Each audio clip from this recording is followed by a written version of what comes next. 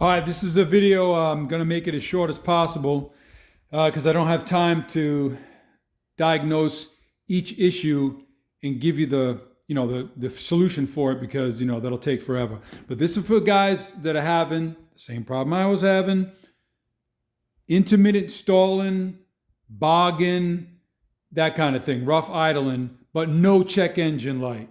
All right, no check engine light. That's the issue. Okay. All right. So on any combustion engine, you need four things for that car to start and keep running. You need fuel, you need compression, air, and spark. Okay. So this is a 85. That's a 91. But of course, this will go for Accords, Civics. Doesn't matter. All right. It's all the same thing. All right. So first thing you want to check is your fuel. You want to check your fuel pressure, okay? Next, check your fuel pump, all right? Then your main relay. The main relay is inside the car, and these things are, pretty notorious for those to go wrong on these Hondas. Check your injectors. But I'll be honest with you, I've owned Hondas all my life. Never on any model, Civic, Accord, CRX, have I ever had an injector go out. But stranger things have happened, right? Check your gas. It might be bad gas, might be dirty or something, right? And then of course, check your fuel filter there. Okay. Next, compression. You want to check. Well, now the compression now could be on the top or the bottom issue. Top issue would be like a valve not closing or getting stuck open. All right. Check your rings. You might be getting blow by. All right. Of course, check your pistons. Might have a cracked piston. Who knows? Then, of course, your head gasket, because that'll affect your compression. All right. The next thing to check would be your air. Check your intake.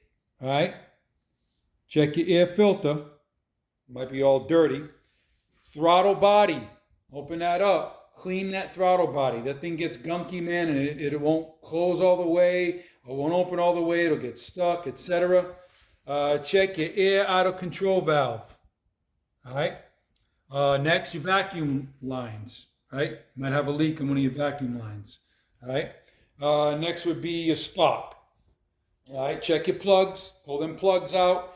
They might be getting fouled out. Might have a bunch of oil on them, or even a little tip on them. Might have been broken off. I've seen that happen. Check your distributor. Okay. Make sure it's firing, all that good stuff.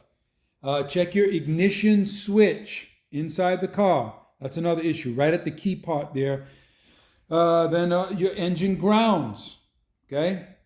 Believe it or not, you got a bad engine ground, it'll do the same thing. Like I had a buddy of mine, I believe it was this top one he had, or the bottom one, or the transmission one anyway. It ended up being one of the bolts would clean off, and it was happening. We tightened it up, boom, end of problem. Let's see, of course, your battery. You want to check your battery, make sure that's nice and tight. And of course, test your battery, make sure that's okay. And as well as your alternator, all right? Valve cover gasket.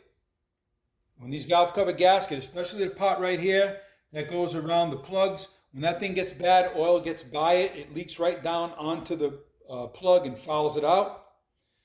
TPS sensor is that one right there.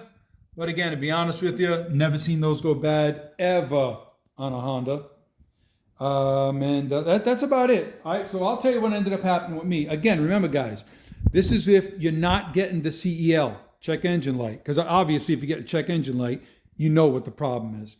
But this issue here that a lot of people are having, I've seen it on forums, no check engine light, and they're having this exact issue.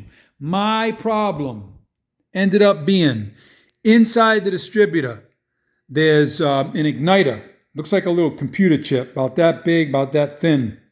And what happens is on these old ones, they don't put enough of that heat sink grease in it when you're applying it in there. And what ends up happening, of course, driving the car gets hot, distributor gets hot, and it ends up shorting the thing out, and you have that problem. See, that was my issue. The car was starting fine, running fine. As soon as it got hot, it started malfunctioning. That ended up being the problem. Okay. So I hope this helps. If not, I don't know what to tell you. No, I'm just kidding. But I hope it helps, man. All right. Have a good day, guys.